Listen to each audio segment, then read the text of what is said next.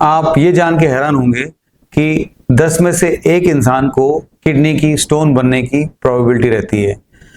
तो इससे आप अंदाजा लगा सकते हैं कि किडनी स्टोन की प्रॉब्लम कितनी प्रेवलेंट है। अब इसके इलाज क्या है, इसके घरेलू नुस्खे क्या हैं? सबसे इंपॉर्टेंट चीज है कि स्टोन कहाँ पे है। अगर स्टोन आपकी किडनी के अंदर है और छोटा सा है, कोई रुकावट नहीं कर रहा है, तो आप भले ही कोई भी ट्रीटमेंट ट्राई कर सकते हैं, चाहे वो किसी ने भी आपको कोई जो हमारे होम्योपैथिक या कोई घरेलू नुस्खे हैं वो यूज कर सकते हैं, या हमारी द्वारा बताई गई दवाइयाँ ट्राई कर सकते हैं, जिससे वो हो सकता है अगर उसकी कंपोजिशन उस टाइप की है कि डिसॉल्व हो सके तो वो कुछ हफ्तों में या कुछ महीनों में वो छोटे साइज का हो सकता है या डिसॉल्व हो सकता है। परंतु अगर स्टोन किडनी में नहीं है बल्कि यूरेटर में है, तब मेहरबानी करके कोई घरेलू नुस्खे वगैरह ट्राई करने का कोई फायदा नहीं होगा, क्योंकि अगर स्टोन ट्यूब में काफी देर तक रहेगी तो वो किडनी का नुकसान भी पहुंचा सकती है, जो इरिवर्सिबल होता है, जिसको बाद में ठीक करना मुश्किल होता है। तो हमें ये पहले देखना है कि पथरी है कहाँ पे, और अगर ट्यूब में है और छोटे साइज की है तो उसको डिसॉल्व तो नहीं किया जा सकता, बल्कि उसको कई दवाइयों से आगे पुश किया जा सकता है। ट्यूब को थोड़ा सा खोल दिया जाता है दवाइयों की वजह से, वो ट्यूब रिलैक्स हो जाती है ताकि स्टोन बाहर आ सके। तो ये है एक तरीका स्टोन को ट्रीट करने का।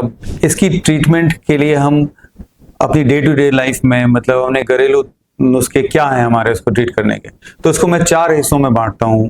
सबसे पहला जो जरूरी चीज है वो है वाटर इनटेक, मतलब पानी का सेवन। अब इसका कैसे अंदाजा लगेगा कि कितना पानी पीना है? इसके 2 तरीके हैं आमतौर पे समझने के। पहला ये कि हमारा यूरिन हमेशा क्लियर होना चाहिए, मतलब वाटर के जैसा होना चाहिए, गाढ़ा यूरिन नहीं होना चाहिए। दूसरी चीज, जो यूरिन का 24 घंटे की मात्रा जो है वो लगभग 2 लीटर के करीब होनी चाहिए। तो दूसरा चीज जो है जिसपे हमें ध्यान देना चाहिए वो है सॉल्ट इनटेक और शुगर इनटेक। ये दोनों हमें कंट्रोल में रखने पड़ेंगे। इसका मतलब है कि हमें टेबल सॉल्ट अवॉइड करना है, एडिड सॉल्ट अवॉइड करना है, या जो पैक्ड फूड्स होते हैं, पिकल्स होती हैं, अचार वगैरह, इनको कम करना है। नेक्स्ट जो हमें करना है वो है कि प्रोटीन इनटेक को रेगुलेट करना है।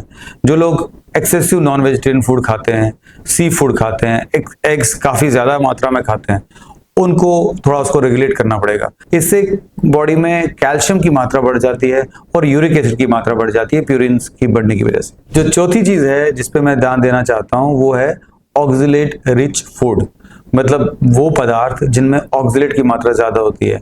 अब ऑक्सलेट में क्यों कह रहा हूँ, क्योंकि 100 में से 90% के जो स्टोन्स होते हैं, जो पथरियां हैं, वो कैल्शियम ऑक्सलेट से बनती हैं।